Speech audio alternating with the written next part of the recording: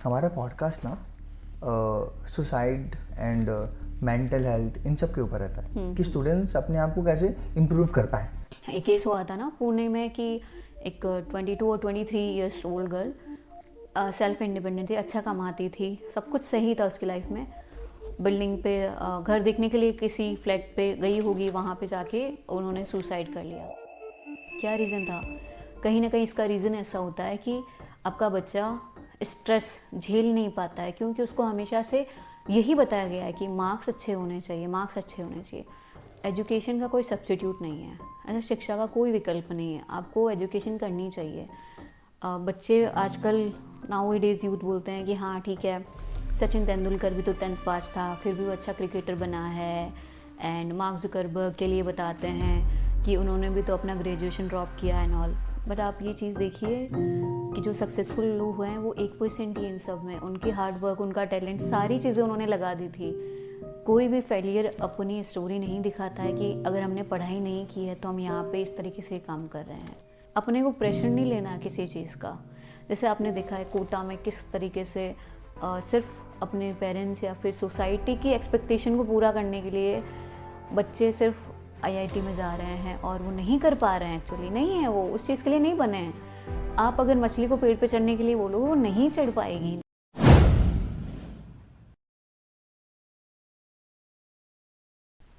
नमस्कार मैम, नमस्ते। ऋचा मैम का स्वागत है आरटीटी के पॉडकास्ट में। Thank you. और first of all thank you so much ma'am, आपने अपना टाइम दिया हमें एंड रात को पॉडकास्ट कर रहे हैं। तो फीलिंग कैसी है आपकी? अभी आप बैठे हो, आप क्या सोच रहे हो? This is my first podcast. तो अच्छा लग रहा है कि कुछ नया जो मुझे नॉलेज है वो मेरे थ्रू किसी को, एक जन को भी अगर मिल जाता है। जैसे आप जो ये काम कर रहे हो, जैसे मुझे पता चला कि आपने 70 पॉडकास्ट कर लिए हैं। It's not about actor actress and all. जो नॉर्मल लाइफ में जो लीडर्स रहे हैं आपने उनके लिए हैं, जो CEOs रहे हैं, जो बिजनेस से रिलेटेड है, एजुकेशन से रिलेटेड है, इन लोगों के आपने पॉडकास्ट लिए। तो ये सुन के मुझे बहुत अच्छा लगा कि आप लोग एक यूथ अवेयरनेस वाली चीज़ कर रहे हैं कि हाँ यूथ के लिए भी काम आएंगी ये सारी चीज़ें। तो आई एम फीलिंग गुड कि मैं भी इसका एक पार्ट बन रही हूँ छोटा सा। तो माइट भी कुछ चीज़ें हैं जो काम आए और मैं भी यहाँ से बहुत कुछ सीख के जाऊँगी। ओके मैम, तो स्टार्ट करते हैं पॉडकास्ट। अच्छा, गिरजा मैम का, गिरजा का मतलब क्या होता है? गिरिजा का बेसिकली मतलब है सिनोनिम ऑफ माँ पार्वती। ओके। तो इट्स लाइक गिरी मीन्स पहाड़ और पर्वत, एंड जा मीन्स हिंदी में जैसा होता है कि पुत्री। तो जैसे आपने देखा होगा हिमपुत्री, पार्वती माँ का नाम है वो। और वैसे जनरली गिरिजा मतलब जो पहाड़ से निकली औषधि। तो that is the mean actually कि गिरिजा मतलब पार्वती माँ या औषधि, आप जिसको बोल सकते हैं। ओके, स्टार्ट करते हैं पॉडकास्ट। एंड शुरुआत ये सब कहाँ से हुई? आप सीए के प्रोफेशन में कैसे आए? मैंने CS BCom ग्रेजुएशन के बाद से ही चूज़ किया था, अर्लियर 12th के बाद से नहीं किया था मैंने। तो जब मैंने BCom वगैरह किया था तो उसमें भी हमारा लॉ वाला पोर्शन होता था, company laws, contracts and all everything.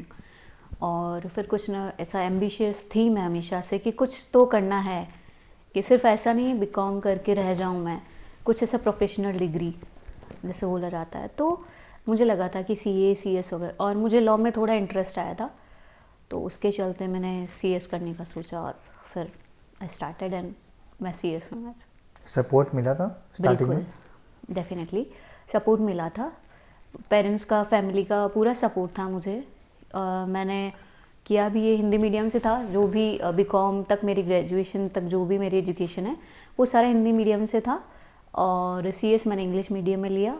और ठीक है, थोड़ा कुछ प्रॉब्लम फेस करने को होती थी क्योंकि हिंदी मीडियम के थे और उस टाइम पे ऐसा नहीं था कि यूट्यूब इतना था कि हाँ हम कोर्सेज़ कर रहे हैं, वो सब चीज़ें नहीं थी।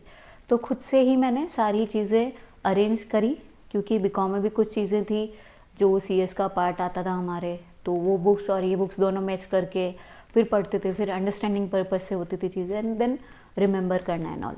ओके। बाकी सपोर्ट मुझे हमेशा मिला है मेरी फैमिली से। ओके, आप कॉर्पोरेट में कब आए? कौन सी एज में आप आ गए? कॉर्पोरेट में मैं आ गई थी 22-23 के लगभग में। तो मैंने वहाँ पे as a CS in employment join किया था। ओके, आपका योगदान क्या था जब हमने पर्सनली बात किया आपसे, तो आपने कहा कि जब मैं 8 घंटा लोगों के साथ काम करती थी उनके कंपनीज में, तो उस समय मुझे समझा कि यही टाइम मैं अपने ऊपर क्यों नहीं दे पा रही हूँ। तो उस समय आपकी क्या मेंटालिटी थी? हाँ, आपने एक श्लोक भी अभी कहा था, आप बोल सकते हैं। हाँ, तो हम काम करते थे 8-8-9, मतलब वही कॉर्पोरेट कल्चर का आपको पता है, 8 to 9 आवर्स हम लोगों को देना होता था। तो हम लोग देते थे, सीखते थे। टीम हमारी बहुत अच्छी थी, जहाँ पे भी मैंने वर्क किया है वहाँ पे टीम का सपोर्ट बहुत मिला था। बट सडन ऐसा था कि हम जो भी काम करते थे, बहुत अच्छी फर्म में काम किया मैंने अर्लियर, तो वहाँ का जो टर्नओवर था, क्योंकि आपको पता है जैसे हमारी टीम थी CS, तो फाइनेंशियल्स भी हम लोग देखते थे। हमें आता है, एनालिसिस करना आता है फाइनेंशियल्स का, करोड़ों में प्रॉफिट्स जा रहे हैं, दे हैविंग 200 और मोर companies, LLPs and all everything. तो हमने देखा कि हाँ, हम जो मेहनत कर रहे हैं उनका जब हम लोग रिटर्न सामने जो हमारे ऑफिसेज हैं उनको दे रहे हैं, तो क्यों ना हम खुद के लिए कुछ करें। जब मैं खुद के लिए कुछ वर्क कर सकूँ उस चीज़ के लिए, उस टाइम मुझे ये चीज़ हिट हुई थी कि 8-8 घंटे सिर्फ, और एक होता ना, एग्जॉस्ट हो जाता ना माइंड कई बार। तो फिर मुझे लगा कि खुद पे वर्क करना चाहिए। अगर मैं 8-9 घंटे किसी और के लिए कर रही हूँ और 16 घंटे अगर मैं खुद के लिए कर रही हूँ, तो आई प्रेफर कि मैं 16 आवर्स खुद के लिए काम करूँ, मेरी ग्रोथ के लिए काम करूँ। तो उधर से आपकी जर्नी स्टार्ट हुई? हाँ। तो उसके बाद आपने क्या किया? उसके बाद में मैंने थोड़ा फ्रीलांसिंग का काम किया था CS के लिए, एंड मुझे ऐसा लगा कि मैं एक दायरे में रह के नहीं रह सकती, एक जो लिमिट्स रहती है अपने, आउट ऑफ बॉक्स मुझे जाना भी था। और मुझे ऐसा लगता था कि एजुकेशन फील्ड में मेरा इंटरेस्ट रहा है हमेशा से, तो जो मेरा नॉलेज है, क्योंकि मुझे लगता है कि learning should not be stop, कभी भी आप सीखना बंद ना करें।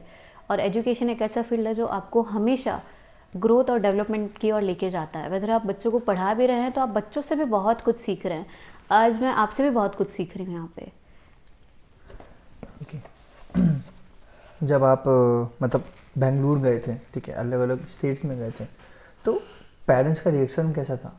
कि आपको ठीक है भाई भरोसा था उस समय, या फिर ठीक है जा रही है? हाँ, डेफिनेटली। एक्चुअली ऐसा था कि मैं बहुत ऐसे अपने काम को लेके बहुत सिंसियर रही हूँ, पढ़ाई को लेके। बेसिकली स्टूडेंट फेज़ में आपका मेन काम है कि आप एक्सीलेंसी रखिए पढ़ाई में, तो वहाँ पे डिसिप्लिन और मैं सिंसियर बहुत थी पढ़ाई को लेके। तो मेरे पेरेंट्स को, पापा मम्मी को, दोनों को ऐसा था कि हाँ ये कर लेगी। तो ट्रेनिंग के लिए जो भी आर्टिकलशिप होती है हमारी, तो उसके लिए मुझे जाना था वहाँ पे 15 मंथ्स के लिए। तो मैंने ऑल्दो जयपुर में भी ट्राई किया, बट मुझे अच्छी ट्रेनिंग नहीं मिली। और ऐसा था कि अगर कोई आप काम कर रहे हो तो एक अच्छी जगह से करना ज़्यादा प्रेफरेबल रहता है। तो बेंगलुरु में मुझे अच्छी अपॉर्चुनिटीज़ दिखी थी। तो उस टाइम पे एक होता, कुछ लोगों ने बोला भी था कि आप बच्चे को इतना दूर बेंगलुरु कैसे भेज रहे हैं, लाइक क्वेश्चन मार्क दे रहे थे कि क्यों, कहाँ ज़रूरत है। देन माई पेरेंट्स सेड कि अब लड़कियाँ चांद पे भी जाने लगी है, ये तो फिर भी बेंगलुरु है और वो हैंडल कर लेगी। तो ये जो उनका ट्रस्ट और जो फेथ था मुझ पर, ये बहुत काम आया आगे के लिए भी।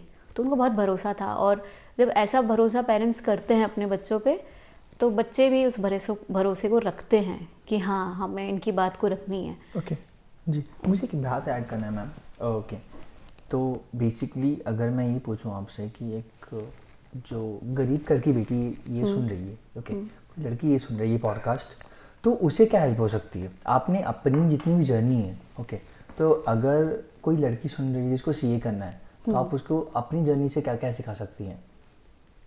अपनी जर्नी से आपने क्या क्या सीखा है, कहाँ का आपको चैलेंजेस आपने फेस किया है, उसके प्रॉब्लम्स क्या हैं? अब जैसे कोई भी लड़की, सबसे पहली बात तो है कि CA CS वगैरह ये कोर्स लड़कियों के लिए बहुत सेफ़ है और बहुत सिक्योर जॉब है। वहाँ पे आपको बहुत अच्छी चीज़ें सीखने को मिलेंगी, और एक आपको एक डिस्टिंक्ट पर्सनैलिटी बनाती है अगर CA CS आप कर रही हैं। तो ये मैंने खुद से फील किया है। आई एम नॉट सेइंग कि अदर प्रोफेशंस अच्छे नहीं हैं, बट जिसमें मैं हूँ, जितना मुझे पता है पर्सनली, तो वहाँ पे मैंने देखा कि बहुत सिक्योर और सेफ़ फील करती है लड़कियाँ।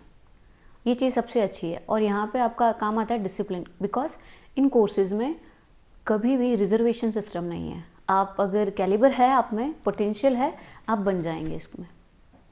और दूसरी चीज़ है, अब जैसे कि मैंने अपने इस पूरे टेन्योर में सीखा था CS की जर्नी में, अब सबसे फर्स्ट चीज़ थी हिंदी मीडियम। अभी भी बहुत बच्चे से हिंदी मीडियम से रहते हैं, उन्हें डर लगता है कि हम कैसे करेंगे सीए, कैसे करेंगे सीएस। बट ऐसा सच डरने की कोई बात नहीं है, क्योंकि ये अपने जो आसपास जो चीज़ें हो रही ना प्रैक्टिकली, वो ही सबका कहीं ना कहीं आपको नॉलेज मिल रहा है कि फाइनेंशियल बैलेंस शीट्स का आपको सेल्स करना है तो किस तरीके से काम आएगी, आप बैंक में जा रहे हैं तो वहाँ पे कौन कौन सी चीज़ आ रही, आप किस तरीके से ऑडिट कर रहे हैं किसी चीज़ की, आप इवन आप मॉर्निंग से लेकर इवनिंग तक बहुत सारी ऐसी चीज़ें जो आपको आइडिया नहीं है, लेकिन आप जैसे जैसे पढ़ेंगे ना, एक बिस्किट के पैकेट पे आपको 10 तरह के लॉज मिल जाएंगे, commercial laws, sales of goods act, ये सारी ट्रेडमार्क, सारी चीज़ें आप वहाँ पे नाम लिखा रहेगा कंपनी का, मैन्युफैक्चर्ड बाय दिस कंपनी, सारी चीज़ें वहाँ पे आती है आपको। अब जैसे जैसे पढ़ते जाएंगे वैसे वैसे आपको नॉलेज मिलती जाएगी। दूसरी चीज़ थी कि मैंने जब ट्रेनिंग की थी तो मैं राजस्थान से हूँ और मैंने गई थी मैं कर्नाटका, बेंगलुरु। वहाँ पे मुझे लैंग्वेज का थोड़ा सा प्रॉब्लम हुआ था। हाँ बिल्कुल बैरियर था, क्योंकि वहाँ पे वो मैंने स्टेट गवर्नमेंट कंपनी में ट्रेनिंग की थी, तो वहाँ पे उनका official language English and Kannada, जो डॉक्यूमेंट प्रिपेयर होते थे वो भी इन 2 लैंग्वेजेस में होते थे। इंग्लिश तक था तब तक फ़ाइन था, लेकिन कम्युनिकेशन अगर आपको ऑफिस में ही करना है, जो भी आपके इंटर डिपार्टमेंट्स है वहाँ पे अगर वो कन्नड़ा में कर रहे हैं तो हमें ऐसा लगता था कि हम इंग्लिश बोले कि अब हिंदी बोले, क्योंकि सामने से उन्होंने कन्नड़ा में बोला है ना यहाँ पे। ये मेरे लिए चैलेंजिंग था और जल्दी ही कन्नड़ा भी मैंने सीख ली थी, इसी के चलते कि अगर मुझे कोई सामने कोई मेरे सीनियर अगर कन्नड़ा में बात कर रहे हैं तो ये मेरा एटिकेट से होगा कि मैं उनको वापस से ग्रीट भी उसी तरीके से करूँ। और उन्होंने भी मुझे बहुत हेल्प की इस चीज़ के लिए, क्योंकि मैं ऐसा था कि मैंने बोला हेल्प के लिए कहा था उनसे। तो आई मस्ट से कि कभी भी अगर आपको हेल्प चाहिए आप ऐसा ना सोचें कि हेल्प होगी या नहीं होगी। If you are not ask, answer is always no. लेकिन आप पूछते हैं तो आपके पास आंसर यस भी हो सकता है। रिग्रेशन नहीं रहेगा मैम कि भाई मैंने ऐसे रिग्रेट नहीं रहेगा कि हमने पूछा ही नहीं, हमने ट्राई ही नहीं किया।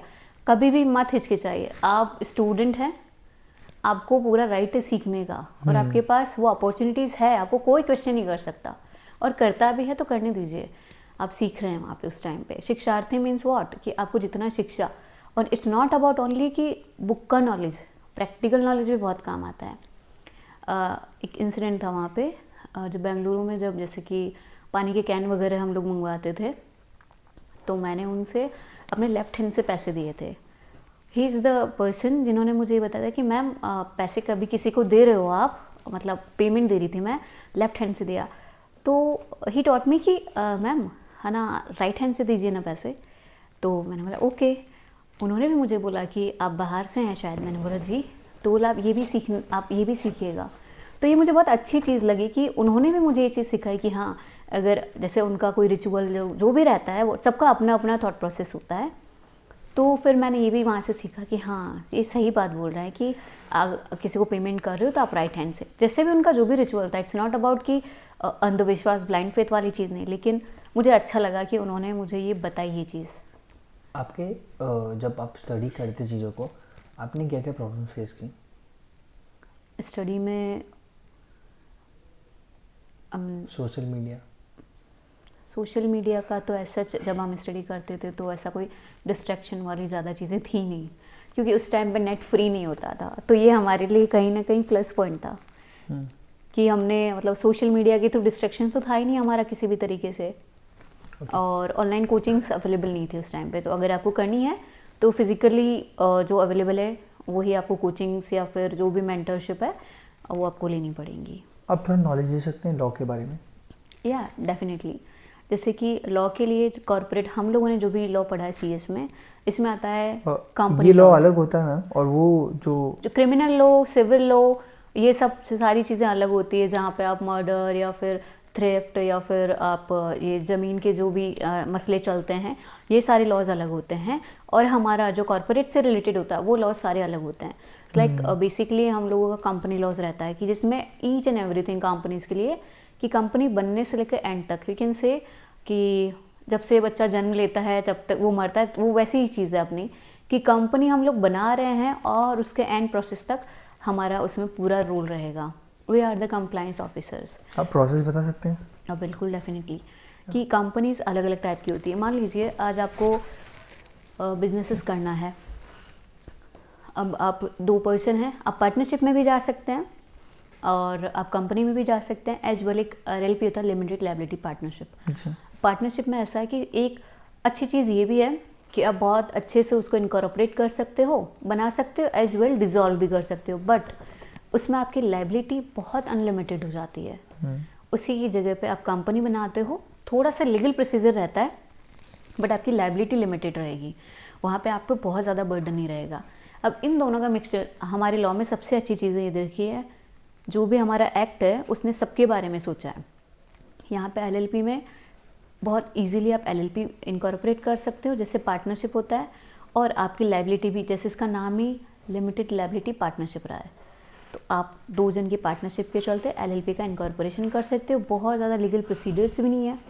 अब फिर आपका आता है कि कोई मेंबर्स वगैरह है तो उनकी देख रेख कैसे कौन क्या करेगा। उसके लिए आपने इन्वेस्टर, स्टॉक मार्केट ये सब सुना होगा। इन्वेस्टर के लिए कौन रहेगा, कंपनी पे भरोसा कैसे करे इन्वेस्टर, उसके लिए एक्ट आया अपना SEBI law, security exchange board of India, जो सारा इन्वेस्टर के लिए बना है कि आप परेशान ना होए, हम लोग हैं यहाँ पे, हम लोग कंपनीज़ को देखेंगे कि ये क्या कर रहे हैं। उसके लिए कंपनीज़ को बहुत सारे डिस्क्लोजर्स देने पड़ते हैं, जहाँ पे भी कंपनी लिस्टेड करवाती है अपने आप को। फॉरेन से अगर आपसे रिलेटेड कोई भी ट्रांजैक्शन कर रहे हो तो उसके लिए फेमा एक्ट आ रखा है हमारे पास, ठीक है, foreign and management act. FEMA act आ चुका है, फॉरेन एक्सचेंज मैनेजमेंट एक्ट, और RBI की उसमें रूल्स रेगुलेशंस एप्लीकेबल होते हैं। तो सारी चीज़ें, फैक्ट्रीज़ है तो उसके लिए फैक्ट्री लॉज आ गया है कि लेबर्स के लिए हम लोग क्या कर सकते हैं, लेबर लॉज आ गए हैं कि इनको इतना ग्रेच्युटी मिलना चाहिए, मिनिमम वेजेस इतना होना चाहिए। अगर वहाँ पे आपकी लेडीज़ काम कर रही है, कोई भी विमेन काम कर रही है, तो उनके लिए आप क्या क्या सेफ्टी सिक्योरिटी प्रोवाइड करें, ये सारी चीज़ें हमारे लॉ में दे रखी होती हैं। तो हमारा सिर्फ एक फील्ड क्राइटेरिया छोटा नहीं है। आप जाएंगे, आप देखेंगे उसमें जैसे जैसे अंदर जाते हैं आपको पता चलेगा, अच्छा ये भी है, ये भी है, ये भी है। किसी भी फील्ड में आपको जैसे जाना होता है, आप इंटरेस्टेड हो, आप वहाँ पे जा सकते। ओके, एक क्वेश्चन ऐड करना था। हाँ, कि आपको लगता है कि कुछ नहीं है, कुछ मिस आउट है इन रिस्पेक्ट ऑफ, मतलब कि अगर कुछ लॉ है, ओके, तो हर जगह थोड़ी थोड़ी कमियां होती हैं, कुछ लोग नहीं देख पाते, तो आपको लगता है कि ये सारे लॉ में कोई एक पर्टिकुलर चीज़ है जो छूट गई है सरकार से? नहीं, एक्चुअली होता है कि कभी भी कोई चीज़ बनती है तो कभी हम ये नहीं कहते होल एंड सोल ये कम्प्लीटली अपने आप में परफेक्ट है या कॉम्प्रहेंसिव है। इसीलिए लॉ में चेंजेस भी होते रहते हैं, अमेंडमेंट आते रहते हैं। अगर जैसे कि गवर्नमेंट ने कुछ लॉ पास किया है और उसमें कुछ चीज़ आपकी मिस आउट रह गई है, या फिर जब एप्लीकेबल हुआ तो उसकी वजह से पब्लिक इंटरेस्ट, मतलब होल ओवर पब्लिक को थोड़ी कुछ दिक्कतें हो रही है, तो वो क्या करते हैं, वो अमेंड करते हैं लॉ को, कभी कभी अबोलिश कर देते हैं, उस सेक्शन को मिटा देते हैं। ये वाली सारी चीज़ें भी आती है। तो गवर्नमेंट और जो एक्सपर्ट्स हैं वो इस चीज़ को देखते रहते हैं कि हाँ, अगर हमें कोई दिक्कत हो रही है तो हम लॉ को थोड़ा चेंज करें। जैसे अर्लियर कंपनीज एक्ट 1956 था, उसके बहुत सारे सेक्शन को रिप्लेस किया गया, अभी कंपनीज एक्ट 2013 चलता है। तो यही सारी चीज़ें होती है। से भी आया था, क्यों स्कैम हो रहे थे, तब पता चला कि इस चीज़ की नीड है, जैसे जैसे नीड होती जाएंगी वैसे वैसे ये चीज़ करते जाएंगे। या तो नए लॉज लेके आते हैं, रूल्स उसी में अमेंड कर देते हैं, प्रोविजंस डाल देते हैं, ये सारी चीज़ें होती हैं। ओके, फाइनेंशियल मैनेजमेंट, आप किस तरह से देखते हैं फाइनेंशियल मैनेजमेंट को? आई थिंक फाइनेंशियल मैनेजमेंट ये सिर्फ हमारे प्रोफेशन की चीज़ नहीं है, ये ईच एंड एवरी पर्सन को आना चाहिए। प्रैक्टिकल एस्पेक्ट से बात कर रही हूँ कि हर किसी को फाइनेंशियल मैनेजमेंट ज़रूर आना चाहिए कि किस तरीके से हम लोग अपना जो भी अपने पास जो पैसा है उसको हम किस तरीके से इन्वेस्ट करें, किस तरीके से हम उस पैसे को देख रहे हैं, कहाँ कहाँ हमें पैसा लगाना है और कहाँ कहाँ हमें कॉस्ट कटिंग करनी है, वो चीज़ मैटर करती है। ओके, प्रैक्टिकली बात करते हैं। मेरे पास 1 लाख रुपए है, तो आप क्या एडवाइस करना चाहेंगे कि वो 1 लाख रुपए मैं क्या करूँ? वो सेविंग है मेरी, वो आपकी सेविंग्स है। अभी डिपेंड करता है कि आप बिजनेस कर रहे हैं, आप जॉब कर रहे हैं, आपकी नीड्स क्या है, क्यों ये पर्सन टू पर्सन बहुत बार वेरी करता है। बट आई मस्ट से कि अगर आप छोटी एज से अगर इन्वेस्टमेंट करना शुरू करते हैं, आपने कंपाउंडिंग का तो देखा होगा, मिरेकल वाली चीज़, तो आप जैसे जैसे इन्वेस्टिंग करते हैं तो आप उसमें सीखते जाते हो, आपका पैसा भी बढ़ता जाएगा। आई थिंक कि जो एक बोला जाता है ना कि money is also an energy, घूमता रहना चाहिए पैसा, तो आप उसको सिर्फ सेव करके कुछ नहीं कर सकते हो, आप उसको इन्वेस्ट करिए, आप कुछ टिप्स आप उससे काम करिए। टिप्स कुछ दे सकते हैं? जैसे कि आप इन्वेस्ट करना शुरू करेंगे, इट्स नॉट अबाउट कि 1 लाख आप पूरा इन्वेस्ट कर दे, नहीं, आप थोड़ा सा स्टडी करिए उसमें आप देखेंगे कि हाँ आपने 20,000 अगर इन्वेस्ट किया है वहाँ पे, हो सकता है आप first second third time losses भी आपको मिले। ऐसी बात नहीं है कि ऑल टाइम आपने जो किया है वो सिर्फ प्रॉफिट के लिए ही हुआ तो है, आप पर आपको सीखने को इन्वेस्टमेंट मिलेगा। सॉरी, आप इन्वेस्टमेंट कहाँ बोल रहे हैं करने के लिए? स्टॉक मार्केट में, म्यूचुअल फंड में, या फिर एसआईपी में, कहाँ पे? ये डिपेंड करता है कि आप कितना रिस्क वाली चीज़ भी ले सकते हैं कि नहीं ले सकते हैं। आपका इंटरेस्ट डिपेंड करता है। जैसे एसआईपी में है तो आपका कहीं ना कहीं आप एक थोड़ा सा सेफ साइड देख रहे हैं कि ज़्यादा सेफ हो गया आपका, कि हाँ आप सेफ। स्टॉक मार्केट में आपको लगता है कि यार तो बहुत रिस्क हो गया कि रिस्क अमाउंट आधा भी हो सकता है। हाँ बिल्कुल हो सकता है। इन केस आपका अमाउंट ट्रिपल भी हो सकता है। तो डिपेंड करता है आपके फैक्टर कौन कौन से आप कंसीडर करते हो, क्योंकि ये सारी चीज़ें, जैसे कि आप अगर रिस्क बेयरिंग पर्सन है कि आपको चलता है और मैं आपको सिप का एडवाइस दे दूँ, तो आई डोंट थिंक कि आपके लिए वर्क करेगा। इट्स डिपेंड कि पर्सन टू पर्सन कि आप किस तरीके से इन्वेस्टमेंट कर रहे हो। अगर आपको रिस्क लेना पसंद है तो डेफिनेटली आप कुछ एडवाइस है आपकी जाइए उसमें कि म्यूचुअल फंड, एसआईपी और स्टॉक मार्केट में सबसे सेफ और थोड़ा रिस्कफुल क्या है? अगर आपको इन्वेस्टमेंट जैसे कि अगर स्टॉक मार्केट स्टडी करना आता हो तो आप डेफिनेटली आप स्टॉक मार्केट में आराम से जा सकते हैं, कोई प्रॉब्लम नहीं है वहाँ पे। और थोड़ा बहुत आप स्टडी कर लें कि हाँ क्योंकि वेरिएशंस बताते भी हैं आप जब जाओगे। ठीक है, ले पर्सन के लिए, नॉर्मल जो पर्सन रहते हैं उनके लिए थोड़ा सा डिफ़िकल्ट हो जाता है। दे आर जस्ट कि हाँ ये कंपनी अच्छी दिख रही है, या फिर ये लोग, मेरा दोस्त इसमें कर रहा है मैं भी इसी में इन्वेस्ट कर लूँ। वो चीज़ नहीं होती है। आपको कुछ चीज़ें जाननी भी पड़ेंगी और आप सीखेंगे ही उससे। हो सकता है इनिशियली आपको लॉस रहे, तो लाइक 1 लाख आपके पास है, आपको सेफर साइड भी चाहिए तो कुछ आप एसआईपी में भी डाल सकते हो, कुछ आप इन्वेस्टमेंट भी कर सकते हो। ओके अगर किसी को फाइनेंशियल मैनेजमेंट नहीं आती तो वो क्या करे? कुछ आप हेल्प कर सकती हैं उनकी?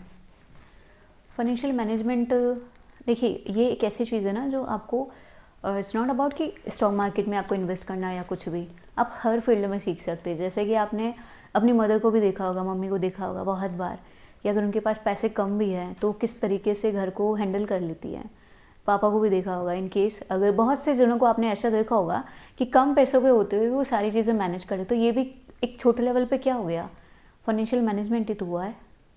वो वाली चीज़ है यहाँ पे कि आप अगर देखेंगे ना ये सारी चीज़ें आप कहीं ना कहीं अपने आसपास से जब थोड़ा सा ऑब्जर्व करना शुरू करेंगे ना तो आपको लगेगा कि हाँ इस तरीके से कॉस्ट कटिंग हो सकती है, इस तरीके से हम लोग ये काम कर सकते हैं। Financing management is not about only investment, it's about कि आप किस तरीके से सारी चीज़ों को मैनेज करें फाइनेंसिंग को। ओके कहाँ से आपके पास जो एक होता है ना ऑप्शन आप ले सकते हो कि हाँ यहाँ से हमारे पास पैसा आ सकता है, राइट, कि हम लोग इस तरीके से इन्वेस्ट करके पैसा कमा सकते हैं, इस तरीके से हम लोग सेविंग्स करके पैसा कमा सकते हैं। ये सारी चीज़ें भी तो मैटर करती हैं वहाँ पे।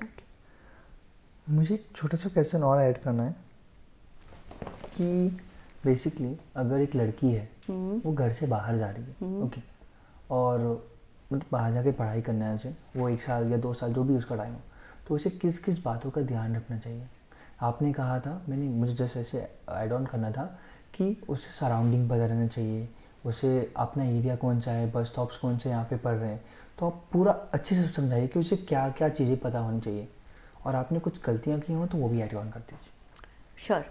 सबसे पहले तो अगर लड़की बाहर जा रही है तो आपकी ज़िम्मेदारी आप ही है। उस टाइम पे लड़की ये नहीं सोच सकती कि मुझे कोई और सेव करेगा, आपके सेवियर उस टाइम पे आप ही रहते हो। तो फर्स्ट कि आप कहीं पे भी कॉलेज जा रही है, ऑफिस जा रही है, स्कूल्स हैं, व्हाट एवर इट इज़, कोशिश करिए कि आपका जो जहाँ पे आपका स्टे है वो आपके नज़दीक रहे। इनकेस आप रिलेटिव के घर पे जा रहे हैं that is a different case, but अगर आप कहीं पे पीजी ले रहे हैं, कहीं पे हॉस्टल्स ले रही हैं, रूम ले रही हैं, तो कोशिश करिए कि आसपास का एरिया रहे। और इनकेस आसपास का एरिया आपको सेफ़ नहीं लगता है तो आप थोड़ा दूर भी रह सकती है, लेकिन आपको छोटी छोटी चीज़ें जो ध्यान रखनी पड़ेंगी ट्रांसपोर्टेशन का, कि कौन कौन से व्हीकल आपको वहाँ तक पहुँचा सकते हैं, और दूसरी चीज़ है उनका टाइमिंग क्या रहता है। तीसरी चीज़ है कि आपको अपना एक लिमिट क्रिएट करना, आपको आपकी बाउंड्रीज पता होनी चाहिए। ऐसा नहीं है कि अगर आपके फ्रेंड्स कहीं बाहर जा रहे हैं रात को एंड आप सिक्योर फील नहीं कर रही है तो आपको मना करना आना चाहिए। You should know your limits कि हाँ मुझे यहाँ पे मना करना है, मैं यहाँ पे नहीं आ सकती हूँ।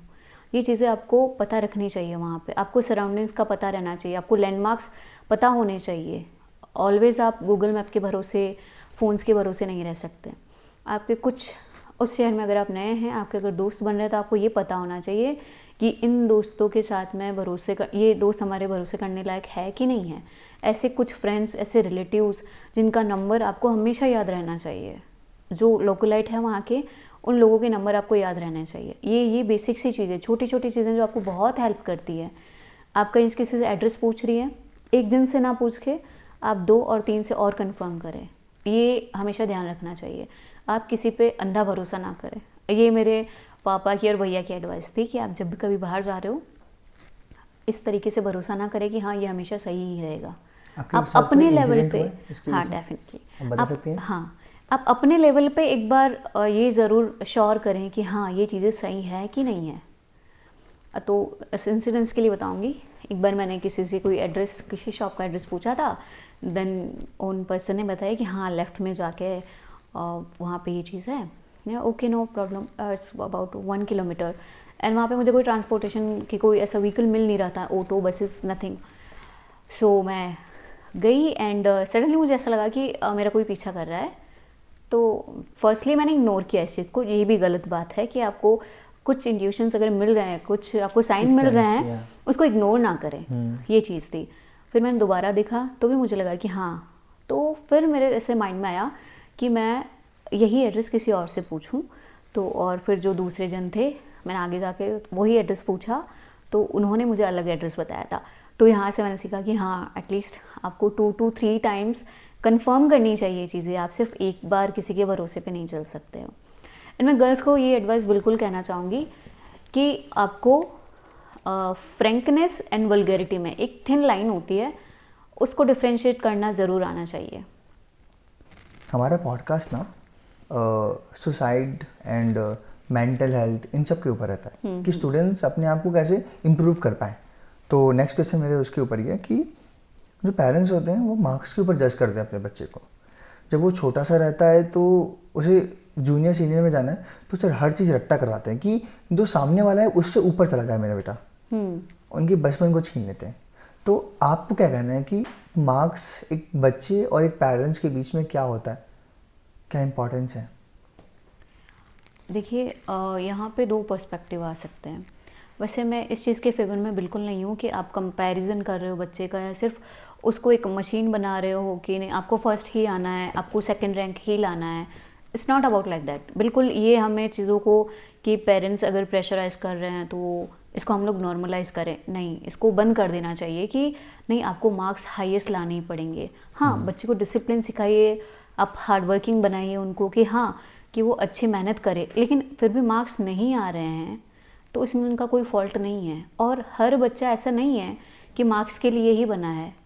आप ये नहीं कह सकते ना कि सिर्फ मार्क्स लाने से आप सक्सेस फुल बन जाओगे, आपको सक्सेस मिल जाएगी, ऐसा कुछ भी नहीं होता है। आपने बहुत देखा होगा, बहुत सारे लीडर्स हैं जो बचपन में बिल्कुल अच्छे नहीं थे, फेल हुए थे, लेकिन आज वो बहुत अच्छी जगह पे हैं। ये भी आपने देखा होगा। और कहीं ना कहीं ऐसा है कि मैं पेरेंट्स को ये ज़रूर सजेस्ट करना चाहूँगी कि इस तरीके से प्रेशराइज मत करिए अपने बच्चे को कि वो बाकी सारी चीज़ें छोड़ के, अपना बचपन छोड़ के, अपने को होता है ना कि लाइफ की चीज़ें दूसरी जो प्रैक्टिकल एक बोलते हैं ना हम लोग, जो व्यवहारिक ज्ञान है, वो सब छोड़ के सिर्फ मार्क्स के पीछे जा रहा है। उनको फिर डिप्रेशन अगर कभी होता है वो हैंडल नहीं कर पाता है। एक केस हुआ था ना पुणे में कि एक 22 और 23 years old girl self independent थी, अच्छा कमाती थी, सब कुछ सही था उसकी लाइफ में। बिल्डिंग पे घर देखने के लिए किसी फ्लैट पे गई होगी, वहाँ पे जाके उन्होंने सुसाइड कर लिया। क्या रीज़न था? कहीं ना कहीं इसका रीज़न ऐसा होता है कि आपका बच्चा स्ट्रेस झेल नहीं पाता है, क्योंकि उसको हमेशा से यही बताया गया है कि मार्क्स अच्छे होने चाहिए, मार्क्स अच्छे होने चाहिए। तो आई थिंक कि ये सब चीज़ें बंद होनी चाहिए कि मार्क्स। हाँ, बच्चों को भी मैं ये बोलना चाहूँगी, ऐसा नहीं है कि आप बिल्कुल पढ़ाई वढ़ाई ना करें। मेरे पर्सनल एक्सपीरियंस से और मेरा ऐसा पर्सनल पॉइंट ऑफ व्यू है, मेरा पॉइंट ऑफ व्यू ऐसा है कि एजुकेशन का कोई सब्स्टिट्यूट नहीं है, ऐसा शिक्षा का कोई विकल्प नहीं है। आपको एजुकेशन करनी चाहिए। बच्चे आजकल नाउ डेज यूथ बोलते हैं कि हाँ ठीक है, सचिन तेंदुलकर भी तो 10th पास था, फिर भी वो अच्छा क्रिकेटर बना है। एंड मार्क जुकरबर्ग के लिए बताते हैं कि उन्होंने भी तो अपना ग्रेजुएशन ड्रॉप किया एंड ऑल। बट आप ये चीज़ देखिए कि जो सक्सेसफुल लोग हुए हैं वो 1% ही इन सब में, उनकी हार्ड वर्क, उनका टैलेंट, सारी चीज़ें उन्होंने लगा दी थी। कोई भी फेलियर अपनी स्टोरी नहीं दिखाता है कि अगर हमने पढ़ाई नहीं की है तो हम यहाँ पे इस तरीके से काम कर रहे हैं। ज्ञान, शिक्षा, ये सब चीज़ें बहुत ज़रूरी है, बट इसका मतलब ये नहीं है कि आप अपने बच्चे को सोसाइटी के लिए, अपने लिए इतना प्रेशराइज कर दो कि वो अपनी जान ही खो दे। जान है तो जहान है। आज अगर आपका बच्चा अच्छा मार्क्स नहीं लाया तो कल को कुछ और अच्छी चीज़ कर पाएगा वो। इट्स नॉट अबाउट कि हमेशा फर्स्ट रैंक पे ही आए। इस चीज़ में मेरे पेरेंट्स ने हमेशा सपोर्ट किया है कि अगर रिज़ल्ट कभी नेगेटिव भी रह जाता था, मेरे पापा स्पेशली मुझे कॉल करके यही चीज़ बोलते थे, क्योंकि मैं भी आफ्टर 12th में बाहर ही पढ़ी हूँ, तो CS में भी ऐसा होता है कई बार कि आपका रिज़ल्ट अगर नेगेटिव आ गया था मेरा एक बार, मेरे पापा ने मुझे एक ही बात बोली थी कि देख बेटा, तुझे पढ़ना है तो तू आगे exam they they, in case तुझे नहीं पढ़ना है तो बोलना, मैं तुझे लेने के लिए आ जाऊँगा। अपने को प्रेशर नहीं लेना किसी चीज़ का। जैसे आपने देखा है कोटा में किस तरीके से सिर्फ अपने पेरेंट्स या फिर सोसाइटी की एक्सपेक्टेशन को पूरा करने के लिए बच्चे सिर्फ IIT में जा रहे हैं और वो नहीं कर पा रहे हैं। एक्चुअली नहीं है, वो उस चीज़ के लिए नहीं बने हैं। आप अगर मछली को पेड़ पे चढ़ने के लिए बोलो, वो नहीं चढ़ पाएगी, राइट। तो इस तरीके से प्रेशर ना करें कि वो सब चीज़ों की होपलेस होके वो सब अपना, बस उनके पास एक ही ऑप्शन बचे कि सुसाइड वाली चीज़। बहुत सारे ऑप्शंस है। Life is not about single thing कि आपको बस यही करना है। ठीक है, अगर ये नहीं हो पाया, हाँ, प्रायोरिटी रखिए उस चीज़ को, अपने एफर्ट्स हमेशा डालिए, पर नहीं हो पा रहा है तो फिर आप उस चीज़ के लिए, मुझे नहीं लगता कि इतना इस तरीके से डूब जाएं कि खुद को ही खो दें हमेशा के लिए। ये चीज़ सही नहीं है। मैं पेरेंट्स से यहाँ पे रिक्वेस्ट करना चाहूँगी कि आप समझिए उनको भी, और बच्चों से भी रिक्वेस्ट करना चाहूँगी आप इन्फ्लुएंस, हर चीज़ से ऐसा इन्फ्लुएंस ना हुए। आपको पेरेंट्स की भी बात समझिए, आप बैठिए, बात करिए। अभी तो कल्चर बहुत ज़्यादा ऐसा लिबरल हो गया कि हाँ चलेगा, पेरेंट्स भी बात करते हैं, बच्चे भी। जैसे बहुत पुराने टाइम में ऐसा होता था जो मम्मी पापा ने बोल दिया वो ही चीज़ करेंगे। अब तो आप समझा सकते हैं ना बहुत सी चीज़ों को। बस प्रायोरिटी बच्चों के लिए भी यही कि हाँ डिसिप्लिन से रह के पढ़ाई कीजिए। ओके। नॉलेज क्या होता है गरीब के लिए? सॉरी, नॉलेज क्या होता है गरीब के लिए, उसकी शिक्षा? हाँ, जैसे कि अगर कोई गरीब है, मान लीजिए हम एक एग्जांपल लेते हैं यहाँ पे कि किसी बच्चे को खाना नहीं मिल रहा है, तो उसके लिए शिक्षा सबसे बाद में आएगी। पहले उसके लिए क्या रहेगा कि मुझे आज के लिए खाना मिल जाए, राइट। वो उस चीज़ से, अगर ऐसा है कि अब शिक्षा उस टाइम पे हम किताबी शिक्षा को कुछ नहीं कह सकते ना, उनके लिए क्या इम्पोर्टेंट है कि किस तरीके से हमें खाना मिल सकता है, क्या मैं कुछ ऐसा कर सकता हूँ, तो ये उसके लिए नॉलेज है कि हमें करना क्या चाहिए आगे, कि मैं आज जो ये प्रॉब्लम फेस कर रहा हूँ वो मुझे कल को फेस ना करनी पड़े। ये चीज़ें होती है। अब इन्हीं केस में कि बहुत सारी बार हम लोग देखते हैं कि कोई है, बच्चा है या फिर कोई भी गरीब आदमी है, वो ज़्यादा मेहनत नहीं कर पा रहे हैं, ठीक है, या फिर वो करना नहीं चाहते। इस केस में अगर वो गरीब है तो हम लोग उनका कुछ नहीं कर सकते। लेकिन इसी के बजाय आपने बहुत ऐसी स्टोरी सुनी होगी कि गरीब थे लेकिन उन्होंने डिसिप्लिन, मेहनत करके ये सारी चीज़ें कमाई भी है कि उनको कोई प्रॉब्लम ना हो। तो शिक्षा इज़ नॉट अबाउट ऑलवेज कि आपको सिर्फ किताबी वाला ज्ञान एंड ऑल, बट अगर आपके पास मौका है, और अभी तो एजुकेशन ऐसा नहीं है कि हर किसी के पास अवेलेबल नहीं हो सकती, हो जाती है। अगर आपके पास मौका है तो आप ज़रूर पढ़िए उस चीज़ को। अगर आप ब्लेस्ड हैं कि आपको आपकी फैमिली फाइनेंस की तरीके से या फिर आपको हर तरीके से सपोर्ट करिए, तो डेफिनेटली आपको पढ़ाई करनी चाहिए, आपको नॉलेज मिलना चाहिए। इट्स नॉट अबाउट कि हमेशा आप डॉक्टर, इंजीनियर या प्रोफेशनल डिग्रीज़ के पीछे भागे, बट पढ़ाई आपको करनी चाहिए। ये मैं आई मस्ट से कि हाँ पढ़ाई तो होनी चाहिए। आपका ये नॉलेज कहीं ना कहीं आपको बहुत काम आता है।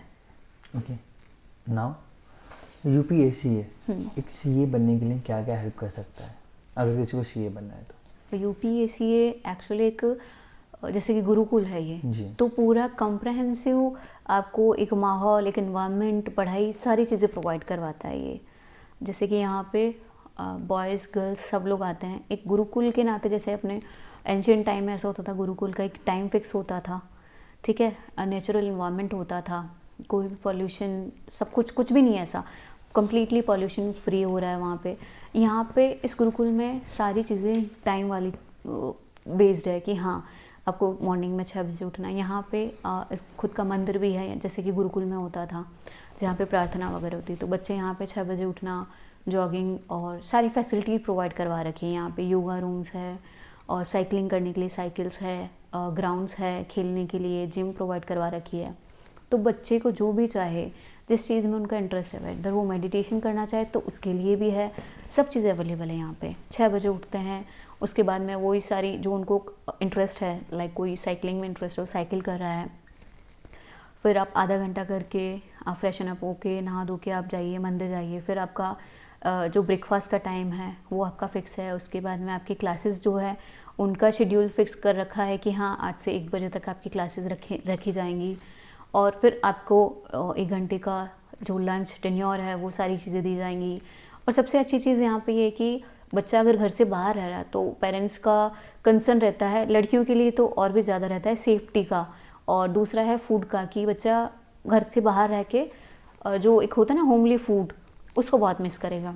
क्योंकि मैंने भी ये चीज़ देखी है, मैं जोधपुर, जयपुर, बेंगलुरु वहाँ पे रही हूँ, तो बहुत सी जगह पे ऐसा होता था कि खाना नहीं खा पाते थे अच्छे से। तो यहाँ पे मैंने देखा है कि एक तो सिक्योरिटी सेफ्टी कम्प्लीटली, मतलब आई कैन से 500% मैं श्योर हूँ यहाँ पे कि सिक्योरिटी और सेफ्टी की कोई टेंशन लेने की ज़रूरत नहीं है इधर। बीइंग ए गर्ल, जब मुझे भी मेरे पेरेंट्स ने यहाँ भेजा था तो उनका भी यही कंसर्न था कि बेटा सेफ्टी वाली चीज़। तो जब मैं यहाँ पे आई मैंने देखा, मैंने उनको यही बताया कि आप 500% श्योर रहिए, ये कम्प्लीटली सेफ़ है हर तरीके से। रीज़न, एक्सीडेंशियल खतरा कोई नहीं है यहाँ पे, पॉल्यूशन का कोई रिस्क नहीं है, आपने देखा होगा जैसे आपने विज़िट किया था ये चीज़।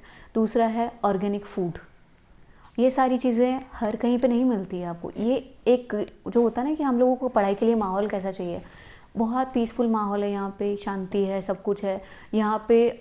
सर ने टीचर्स को नहीं, मेंटर्स के लिए यहाँ पे सारी जो अरेंजमेंट की बच्चों के लिए कि 1 to 1 बच्चे कम्युनिकेट कर सके, मीटिंग कर सके, कि हाँ हर कोई जो भी फैकल्टी है, जो भी मेंटर्स है, वो हर बच्चे पे ध्यान दे पाएँ। वेदर कोई, सबका कैलिबर अलग अलग होता है, कोई बहुत जल्दी से ग्रैब कर लेता है, कोई बच्चा नहीं कर पाता है, तो वहाँ पे ऐसा नहीं है। यहाँ पे इस तरह की टीचिंग है, आपका कॉन्फिडेंस शुरू से बूस्ट किया जाता है। हमने आपको समझाया है, हमने आपको पढ़ाया है, आपको किस तरीके से समझ में आए एक बार वो आप हमें बताइए। तो यहाँ पे जो कनेक्शन है ना, जो भी आपका जो पढ़ा रहे हैं और जो स्टूडेंट्स है, उनका एक अलग लेवल का बॉन्ड बन जाता है, अलग लेवल का कनेक्शन बन जाता है। इट्स नॉट अबाउट कि 300-400 बच्चे के साथ में हाँ पढ़ा दिया, लिखवा दिया, हो गए, चले गए, नहीं। यहाँ पे अगर एक बच्चे को भी डाउट है तो हम उसको क्लियर करके फिर ही आगे बढ़ेंगे। यहाँ पे हर बच्चे पे ध्यान दिया जाता है, और ये सबसे बेस्ट चीज़ है कि आप एक मेंटर की तरह काम कर रहे हो, मेंटर का रोल मिल रहा है आपको, ये आपके लिए बहुत सीखने की बात है, टीचर्स के लिए भी एज वेल। तो यहाँ पे मुझे लगता है कि सारी चीज़ें कॉम्प्रहेंसिव है, एनवायरनमेंट है आपके पास, पढ़ाई है आपके पास, स्पिरिचुअल एक्टिविटीज़ है, मंदिर है, यहाँ पे सब चीज़ें हैं, यहाँ पे कोई चीज़ की कमी मुझे नहीं लगी आज तक। मैम, पेरेंट्स के लिए आज सबसे इम्पॉर्टेंट होता है कि उनका बच्चा सेफ़ रहे, उसको क्या फैसिलिटीज़ मिल रही हैं। तो स्टार्टिंग करते हैं कि अगर कोई लड़की यहाँ पे आना चाहती है तो उसके लिए क्या क्या फैसिलिटीज़ हैं। देखिए, यहाँ पे लड़की आना चाहती है तो सबसे पहली चीज़ है कि मैं इन हाउस फैकल्टी हूँ, यहीं मैं भी यहीं पे रहती हूँ जी। तो सेफ्टी का कंसर्न हर लड़की के लिए और उसके पेरेंट्स के लिए रहेगा, ठीक है। तो यहाँ पे हमारे जो चेयरमैन सर हैं उनका विज़न यही रहता है हमेशा कि जो भी लड़की आ रही है वो उनके बच्चे की तरह यहाँ पे सेफ़ रहे। तो सबसे पहली चीज़ सेफ्टी एंड सिक्योरिटी के लिए यहाँ पे गर्ल्स का जो अपार्टमेंट है वो अलग है, और यहाँ पे उनके लिए फ़ीमेल टीचर्स भी हैं, ठीक है, जो अब कोई प्रॉब्लम होती है जो हमसे डिस्कस कर सकती हैं वो आराम से, ठीक है, वो सारी चीज़ें। और यहाँ पे इस तरीके का एनवायरनमेंट दिया गया है कि वो हमसे, मैनेजमेंट टीम से आराम से जाके बात कर सकते। इट्स नॉट अबाउट कि हम लोग कैसे क्या बात करें, वहाँ पे सारा चीज़ें अलग अलग है। आपने कैमराज बहुत देखा होगा, और ऐसा नहीं कि सिर्फ वो लगाने के लिए कैमराज हैं, प्रॉपर सर्विलेंस होता है। अगर कोई भी बच्चा कुछ भी इस तरीके की हरकत होती है कि हाँ सर को ऐसा डाउट होता है, सर क्विकली उस पर रिएक्ट करते हैं कि हाँ नहीं ये चीज़ कैसे हो रही है यहाँ पे। कोई बच्चा अब टाइम से खाने वाली चीज़ है कि हाँ बच्चा टाइम से खाना नहीं खा रहा, सारी कुछ चीज़ें रिकॉर्ड्स में रहती है कि हाँ ये बच्चा खाना खाने आया है कि नहीं आया, रजिस्टर मेंटेन किए जाते हैं हर चीज़ के। ये जो डिसिप्लिन है वो मुझे कहीं नहीं दिखा। अटेंडेंस के लिए, अगर आपकी क्लास में अटेंडेंस नहीं जा रही है, आपके पेरेंट्स के पास में भी जाएंगी कि आपका बच्चा प्रेजेंट नहीं हो रहा है डेली बेसिस पे। इट्स नॉट अबाउट कि वीकली जा रही है या मंथली जा रही है, डेली बेसिस पे हर टीचर की क्लास की अटेंडेंस आपके पेरेंट्स तक जाएगी कि आज हमने ये सारी चीज़ एक्टिविटीज़ की है। तो गर्ल्स के लिए मुझे लगता है यहाँ से सेफ़ कहीं नहीं है, मतलब उनको किसी भी तरीके की कोई टेंशन लेने की ज़रूरत नहीं है। दूसरा यहाँ पे सबसे अच्छी चीज़ है कि यहाँ पे किसी भी तरीके से, जैसे कि नाउअडेज़ बच्चे बहुत सी गलत एक्टिविटीज़ में इंडल्ज हो जाते हैं, ड्रग्स एंड ऑल, वो सब चीज़ें। यहाँ पे बिल्कुल ऐसा नहीं है। यहाँ पे बच्चा सेफ़ रहता है क्योंकि यहाँ पे आप किसी के गाइडेंस में 24 आवर्स आपको गाइडेंस मिल रहा है किसी का। आपको एक कहीं ना कहीं एक होता है ना, डर सा भी रहता है बच्चों को कि कहीं हम कुछ गलत ना कर दें। तो यहाँ पे अब एक घर को छोड़ के आप दूसरे घर में आए हैं, ये वाली फील मुझे एक्चुअली पर्सनल हुआ कि हाँ मेरा वो घर भी था, मेरा यहाँ पे भी घर है। बहुत इस तरीके से फैमिलियर, क्योंकि सारे फेस्टिवल वगैरह मनाए जाते हैं और हमेशा कोई भी एक्टिविटी होती है तो आपके मेंटर्स, आपके टीचर्स, जो मैनेजमेंट टीम है वो हमेशा वहाँ पे अवेलेबल रहते हैं। तो ऐसी कोई भी एक्टिविटीज़ नहीं है जिससे यहाँ पे कोई रैगिंग का कोई कंसेप्ट नहीं है, बिल्कुल आप कभी भी सुनेंगे भी नहीं। यहाँ पे एक्चुअल में जो भी सारी लड़कियाँ हैं इतनी हेल्पफुल हैं क्योंकि एक दूसरे से देख के ही वो सीख जाती हैं इस चीज़ों को। इस तरह का कोई एरोगेंस वाली चीज़ नहीं आती कि हम क्यों करें इससे, नहीं, कम्प्लीटली सेफ़ है ये। मेनली कंसर्न रहता है जो भी है लड़कियों के लिए, जो कंसर्न है यहाँ पे सर ने देख के ही सारी चीज़ें प्रोवाइड करवाई हैं हम लोगों को। जी मैम, तो हमारे पॉडकास्ट का एक लास्ट पार्ट होता है जहाँ पर हम आपको 3 वर्ड्स देंगे और आपका उसे आप क्या सोचते हैं उसके बारे में बताइए। ओके, तो स्टार्ट करते हैं द 3 वंडर वर्ड्स। पहला वर्ड ये है डिसिप्लिन। आप क्या सोचती हैं? I think discipline is must, we can say कि हर चीज़ में आपका डिसिप्लिन एक हैबिट हो जाती है ना आपकी, तो वो एक हैबिट में होना चाहिए डिसिप्लिन। अब डिसिप्लिन के चलते जो कंसिस्टेंसी बनती है आप उससे बहुत कुछ अचीव कर सकते हैं। आई थिंक आपने एटॉमिक हैबिट्स बुक सुनी होगी, राइट? पढ़ा जी, मैंने भी पढ़ा उसमें बहुत सारी ऐसी चीज़ें। तो ये चीज़ कहीं ना कहीं बताती है कि आपकी एक अच्छी हैबिट आपको साल भर में कितना ज़्यादा ग्रो कर सकती है। वो डिसिप्लिन के चलते ही आता है। इवन आप अगर डेली बेसिस पे आप 10 जो पेजेस पढ़ते हैं तो आपके एंड ऑफ द ईयर बहुत सारी आपकी बुक्स आप रीड कर सकते हो उस चीज़ के लिए, राइट? तो ये डिसिप्लिन में आता है। आप discipline, students, as a teacher मैं बताना चाहूँगी, अगर आप स्टूडेंट है तब तो आपको एक्सीलेंसी होनी चाहिए इस चीज़ में कि हाँ आप डिसिप्लिन है अपनी चीज़ के लिए, अपनी पढ़ाई के लिए। ओके, सेकेंड वर्ड है हम्बलनेस, काइंडनेस। ये तो ऐसा लग रहा है कि हाँ मुझसे रिलेटेड है कि आप अगर हम्बल रहते, down to earth and kindness अगर आप में है तो मेरा पर्सनल मैंने ये फील किया कि आप कहीं पे भी रुकते नहीं हैं। आप पे कोई भी एक होता है हर्डल या बैरियर्स है, वो कहीं ना कहीं इससे आप आराम से पार हो सकते हो। क्योंकि मैंने बहुत बार ऐसी सिचुएशंस फील किए कि जहाँ पे मैं हेल्पलेस रही हूँ, लेकिन मैंने किसी के साथ, I believe in do good, good comes to you. तो ये काइंडनेस वाली चीज़ में आता है कि अगर आप किसी के साथ बहुत काइंड है तो सेम पर्सन से आपके पास काइंडनेस नहीं है, लेकिन कोई अनदर पर्सन डेफिनेटली आपके पास ये चीज़। और मुझे लगता है कितनी भी आप बड़े हो जाओ, कितनी भी आप सक्सेसफुल हो जाओ, अचीवमेंट्स कितनी भी कर लो, लेकिन आपको डाउन टू अर्थ रहना चाहिए। ये आपको एक बहुत डिस्टिंक्ट पर्सन, रतन टाटा जी, मतलब बहुत रेस्पेक्ट है उनके लिए। रीज़न क्या है कि वो डाउन टू अर्थ थे हमेशा से, और मुझे लगता है ये चीज़ हर किसी में होनी चाहिए। ये जो दोनों चीज़ें, डिसिप्लिन और ये हम्बलनेस एंड काइंडनेस, ये बेसिक क्वालिटी है जो हर किसी में रहनी चाहिए। मुझे पर्सनली ऐसा लगता है कि ये चीज़ें आपको एक अलग बनाती है। Third and last, communication. आप क्या सोचती हैं कि कम्युनिकेशन आपके लिए क्या है?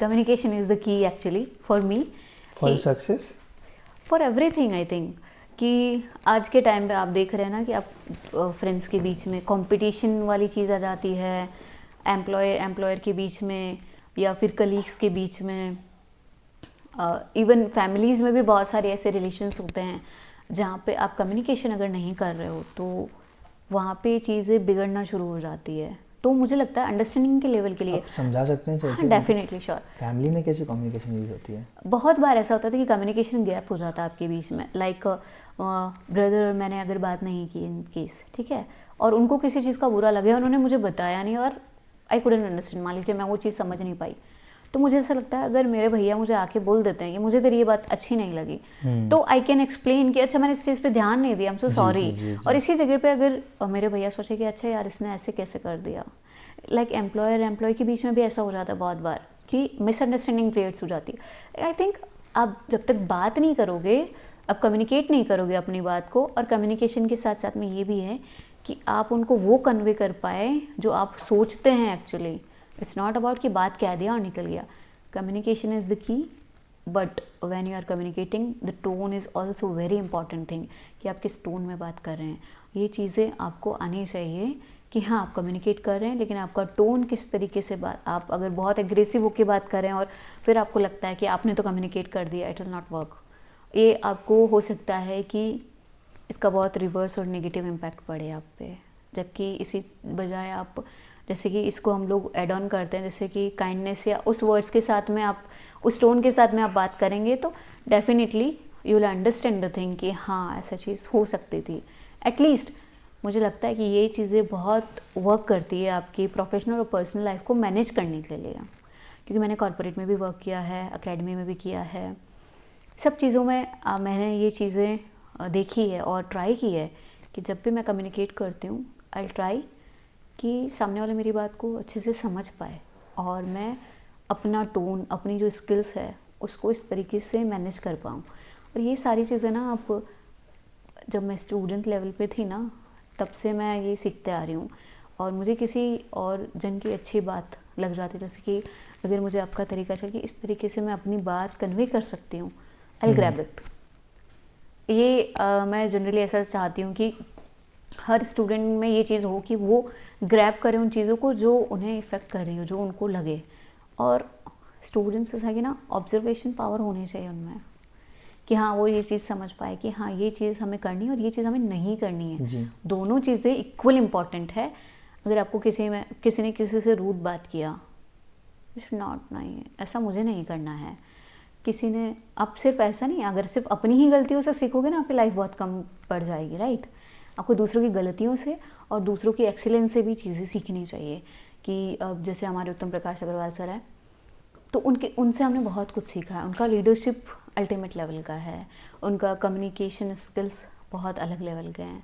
तो इट्स अनबीटेबल थिंग्स कि आप उनसे बहुत कुछ सीख सकते हो. उनका जो हमें गाइडेंस देते हैं, मेंटरशिप वो हमें भी प्रोवाइड करवाते हैं. उन्हीं से मतलब हमारे अंदर ये लगा कि हाँ यार, जब सर, और जैसा कि सर हम्बल है, वो हर स्टूडेंट से पर्सन टू पर्सन बात प्रेफर करते हैं. वो हर बच्चे जब भी यहाँ पे आते, जब भी वो विज़िट करते हैं, जब भी मिलते हैं बच्चों से, हमेशा उनको टाइम देते हैं. इवन बिज़ी होने के बावजूद भी वो बच्चों का कंसर्न हमेशा रखते हैं, प्रायोरिटी पे रखते हैं ये चीज़ वो. तो गिजा मैम, हमारे पॉडकास्ट का एक लास्ट पार्ट है जहाँ पे हम अपनी ऑडियंस को, हमारे स्टूडेंट्स को, हमारे गेस्ट के लाइफ, उनकी इंस्पिरेशन जिनसे आपने ली है, उसके बारे में बताना आपको है. तो लास्ट पार्ट में आप क्या कहना चाहेंगे हमारी ऑडियंस को? तो मैं बेसिकली यही बोलना चाहूँगी कि एज ए स्टूडेंट लाइफ में आप बहुत सारी प्रॉब्लम्स फेस करेंगे, बहुत सारे अप्स एंड डाउन्स, स्ट्रगल्स, वो सारी चीज़ें आएंगी जो आपको लगेंगी कि ये मेरी ही लाइफ में क्यों है. ऐसा कुछ नहीं है. आप स्टूडेंट है, एक्चुअल में आपके पास अभी टाइम है कि आप जितना ग्रैब कर सको, जितना नॉलेज ले सको आप ले सकते हो. आपके पास खोने को बहुत कुछ वाली चीज़ें नहीं होती है यहाँ पे. आपको बस अपना डिसिप्लिन, एक कंसिस्टेंसी जो एक बोला जाता है, कंटिन्यूटी, वो सारी चीज़ें अगर आप रखते हो वहाँ पे, और जो थोड़ा सा पेशेंस आप रखते हो कि हाँ ये फेज़ भी चला जाएगा. तो स्टूडेंट्स के लिए मेरा यही एडवाइस है कि किसी भी चीज़ में इस तरीके से ना घुस जाएं कि आप पूरा डिप्रेशन में जा रहे हैं. आप हर चीज़ को अच्छे से कर सकते हैं. Believe in yourself, be you, be original. It's not about कि मेरे फ्रेंड्स ने ऐसा किया तो मुझे भी करना है. आप अलग हैं और वो अलग हैं. अपना कैलिबर, अपना पोटेंशियल पहचानिए.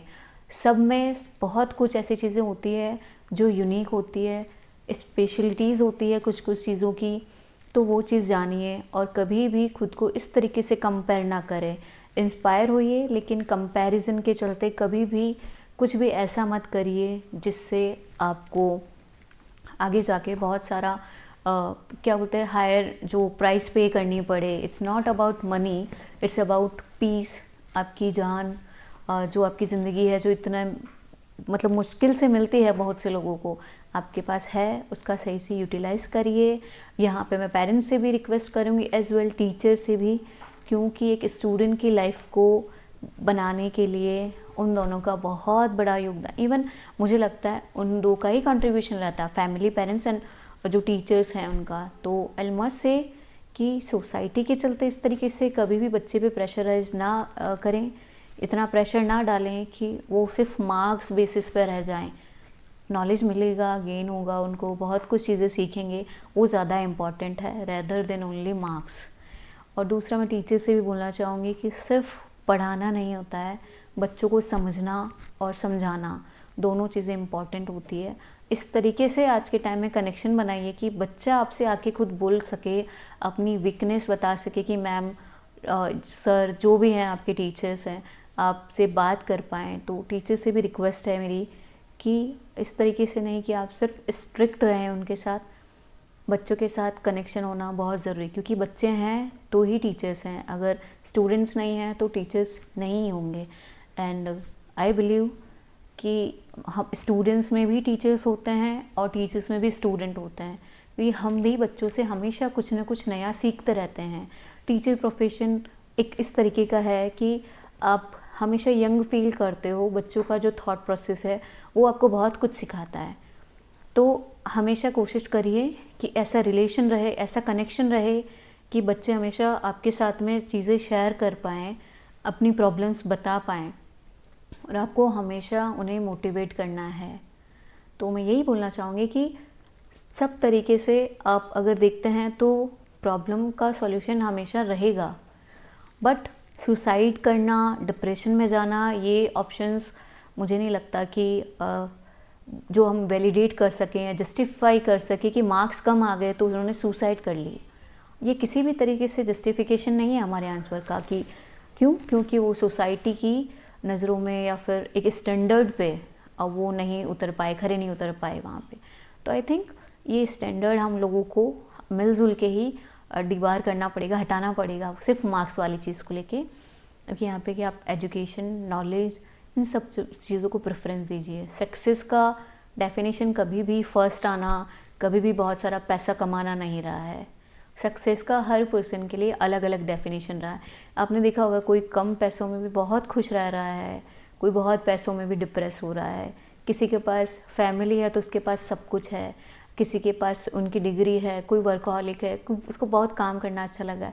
सबके लिए सक्सेस का डेफिनेशन अलग अलग होता है। तो आप सिर्फ एक चीज़ को लेके डिफ़ाइन ना करें खुद को कि मुझे अगर ये चीज़ करनी है तो बस यही करनी है, नहीं तो कुछ भी नहीं है। ऐसा नहीं होता है।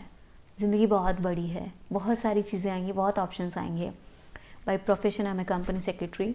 मैंने कॉर्पोरेट में भी जॉब किया, फ्रीलांसिंग भी किया है, सब कुछ किया है, लेकिन मैंने भी अपना स्ट्रीम चेंज किया एजुकेशन फील्ड में। I am happy, so much happy, seriously.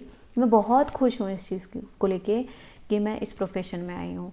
मेरे जो कनेक्शंस बने हैं बच्चों के साथ में, मैंने बहुत कुछ सीखा है। सिर्फ मेरा एक एरिया उतना नहीं रह गया था, जबकि एजुकेशन फील्ड में आने के बाद में, एकेडमी में आने के बाद में मुझे ऐसा लगा कि हाँ, ये फील्ड की मुझसे अगर कोई बच्चे एक भी चीज़ सीख पा रहे हैं, कोई अच्छी चीज़, और वो उनकी लाइफ को एक अलग लेवल पे लेके जाती है, तो मैं खुद को ऐसा भाग्यशाली, एक लकी समझूंगी कि हाँ, मेरी वजह से एटलीस्ट वेदर मुझे पता हो या नहीं हो, मैं नहीं चाहती कि इस चीज़ का मुझे एक्नॉलेजमेंट मिले, ठीक है, कि हाँ भैया मैम की वजह से ऐसा नहीं, बट अगर मेरी किसी एक अच्छी चीज़ से किसी का अच्छा हो रहा हो तो मुझे लगता है कि हाँ, एटलीस्ट ये भी एक कहीं ना कहीं सक्सेस वाली चीज़ें आती है यहाँ पे।